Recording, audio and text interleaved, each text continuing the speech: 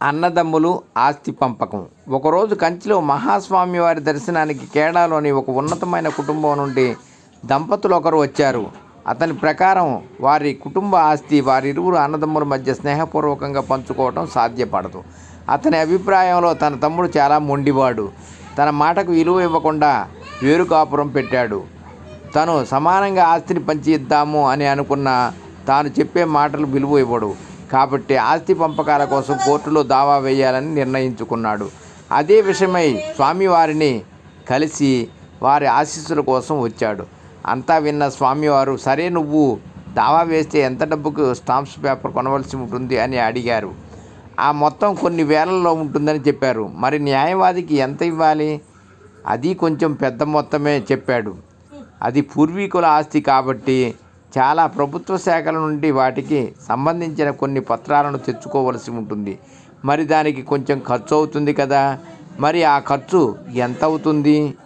అవును అని అందుకు కొంచెం మొత్తం అవుతుందని చెప్పాడు. సరే, సామాన్యంగా ఇటువంటి దావాలు తొందరగా పూర్తి కావు. కాబట్టి ఈ దావా ఎంతకాలానికి ముగుస్తుంది అని అనుకుంటున్నావు? అది చాలా కాలం పట్టవచ్చు. అవును, అది చివరికి ముగిసిన తీర్పు నీకు అనుకూలంగా ఉండకపోవచ్చు కదా. అలా అవుతుందని నేను అనుకోవడం లేదు.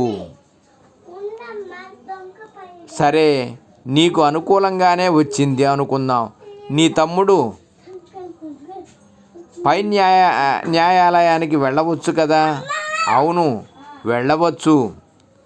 మరి అప్పుడు ఎంతో ఉన్నతమైన మీ కుటుంబం విషయం ప్రముఖ పత్రికల్లో ప్రచురింపబడి అందరికీ తెలియబడుతుంది. అవును కదా. అప్పుడు అతను కొంచెం ఆలోచిస్తున్నట్లుగా చిన్నగా అవును అన్నాడు. కాబట్టి ఈ విషయమై న్యాయస్థానానికి వెళితే డబ్బు, సమయం, శక్తి వృధా. మీ ఇంటి గౌరవ మర్యాదలు, మీ అన్నదమ్ముల పరువు ప్రతిష్టలు దిగజారిపోతాయి. మరి దాని గురించి ఆలోచించవా? ఏమి జరిగినా పర్వాలేదు, నాకు సమ్మతమే అంటావా? ఇదేనా నీకు కావాల్సింది? ఆ భక్తుడు మనసులో ఏ ఆలోచనతో అయితే వచ్చాడో ఇప్పుడు అది మాయమైపోయింది. కానీ ఇప్పుడు ఏమి చేయాలో అతనికి అర్థం కావడం లేదు. పెరియావా, మీరు చెప్పినట్టు దావా వేయటం సరికాదు. నేను ఇప్పుడు ఏమి చేయాలో, నా తక్షణ కర్తవ్యం ఏంటో మీరే సెలవివ్వాలి అని వేడుకున్నాడు. ఏదో కారణానికి అన్నదమ్ముల మధ్య మనస్పర్ధలు వచ్చి విడిపోయినంత మాత్రాన అలాగే ఉండిపోవాలని లేదు కదా. నువ్వు ఎవరు, తను ఎవరు? మీ మధ్య గొడవ ఎంత పెద్దదైనా కావచ్చు, ఇద్దరూ మళ్ళీ కలవాల్సిందే. ఎందుకు మీరు ఇలాంటి మనస్తత్వాన్ని పెంపొందించుకోకూడదు? మహాస్వామి వారు కొద్దిసేపు ఆలోచించి, సరే, మీరిద్దరూ ఏమి చేయాలో నేను చెప్తాను. చాలా పళ్ళు పూలు కొనుక్కొని నేరుగా మీ తమ్ముడు ఇంటికి వెళ్ళు. అతనిపై గుండెల నిండా ప్రేమతో వెళ్ళు. అతను తన భార్యతో కలిసి నిన్ను ఆదరంతో స్వీకరిస్తాడు. ప్రేమతో గుండెల్లో నుండి ఈ మాటలు చెప్పు. జరిగినదేదో జరిగిపోయింది. నువ్వు ఎవరు, నేను ఎవరు?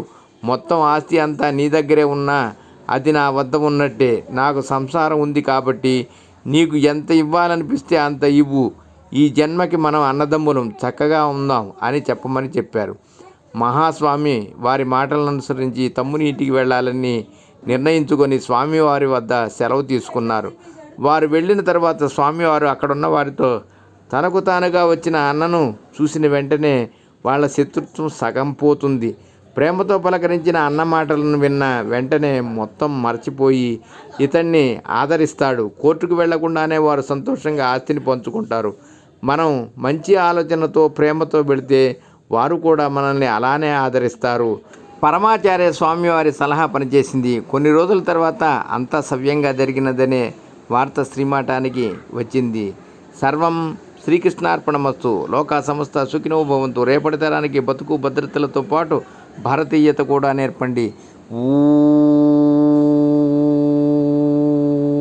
నమః శివాయ.